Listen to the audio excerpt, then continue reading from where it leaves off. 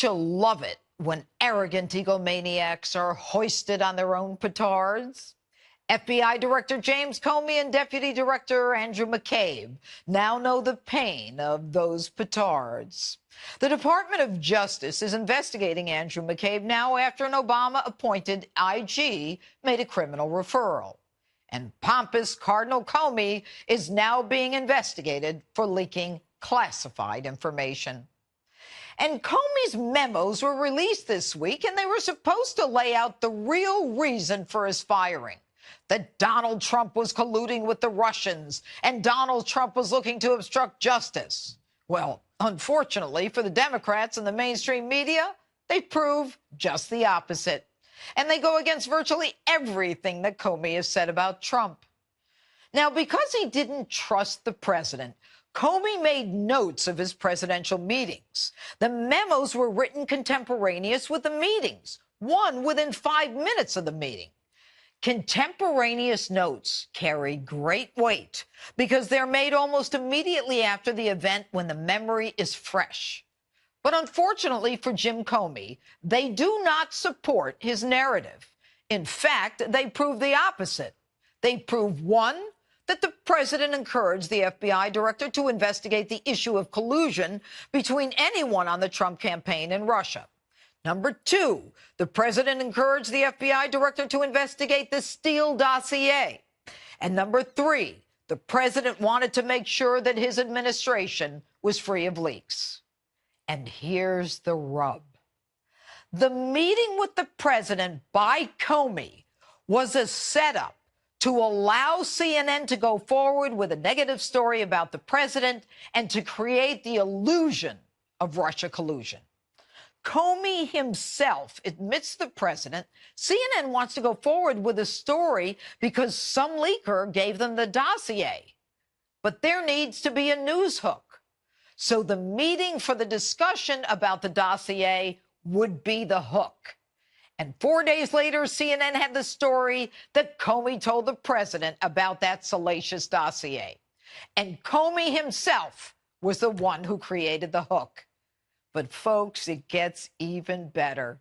James Clapper, the man I told you last week that Jim Comey said he admires most in government, who we already know is a liar based on his "we don't spy on Americans," well, not wittingly at least. Clapper told Comey to meet with the president to speak about the dossier. Comey is dumb enough to admit it in the memo. He then says, this is Comey speaking, "I then executed the session exactly as I had planned. I said the Russians allegedly had the tapes involving him and prostitutes in Moscow so that they could lend credence to the hyped-up Russia collusion investigation." Trump, however, interjects, saying, "There were never prostitutes." Comey lied and said the FBI is keeping a close hold on that dossier, so there would be no excuse for it to expose this story. So let me make it real simple. Clapper tells Comey to meet with the president to alert him about the prostitutes, which is a pretext to create a news hook so that CNN can leak the story about the prostitutes. But once Comey is fired, he decides he's going to leak information to get to the New York Times now that the Department of Justice is looking at that leak of classified information. My judgment was I needed to get that out into the public square, and so I asked a friend of mine to share the content of the memo with a reporter. Didn't do it myself for a variety of reasons, but I asked him to because I thought that might prompt the appointment of a special counsel. And so I asked a close friend of mine to do it. Jim, you're the head of the FBI. You told the president in that memo repeatedly, your memos, that the president wasn't under investigation. You get fired. Now you need to put things in the public square to get a special counsel? Why?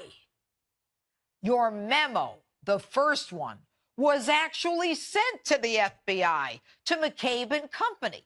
And since there clearly wasn't anything criminal in that memo, then what's with your hogwash about your need to get information into the public square to get a special counsel appointed? Jim, it's so obvious. You're fired and you're mad.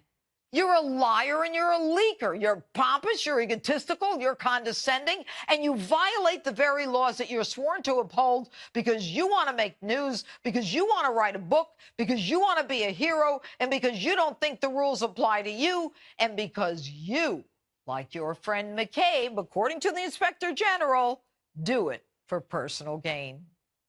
Newsflash. You didn't have a right to leak that information. Once you took those memos out of the building to leak to the New York Times, you, James Comey, committed a crime. You had no right to do that.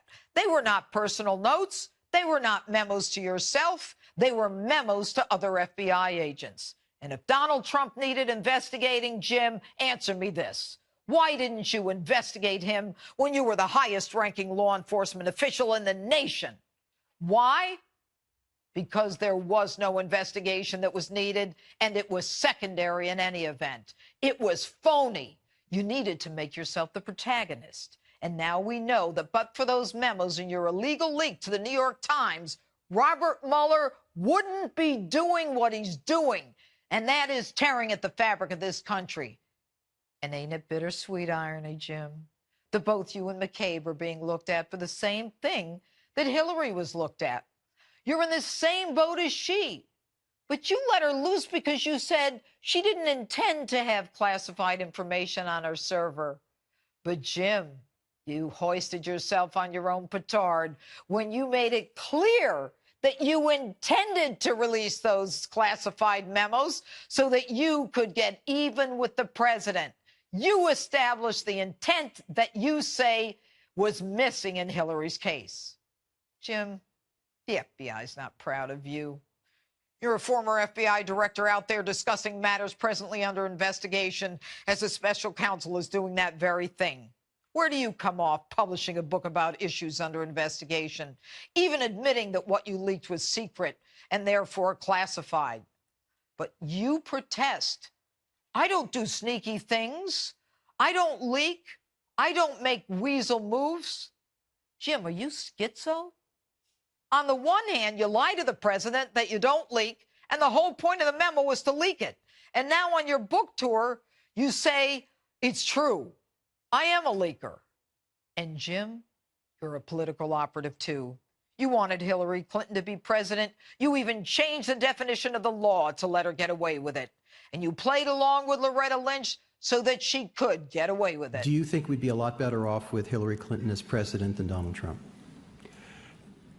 Certainly, given her commitment to our traditions and our norms and our values and the rule of law, yes. Her commitment to the rule of law? Jim, you also have to keep your facts straight. The same day you said Hillary would be a better president, you demur and say it's too hard to go back in time and answer whether she'd be a better president when asked a few hours earlier. Jim, do your answers depend on the time of day or on medication? Jim, it isn't working. You're trying to look like an objective individual until you again admit that you're not. I see the Republican Party, as near as I can tell, reflects now entirely Donald Trump's values, which is it doesn't reflect values at all. It's transactional. It's ego-driven. It's in service to his ego. So she'd be a better president. But, Jim, you need to be careful. You need to be very, very careful.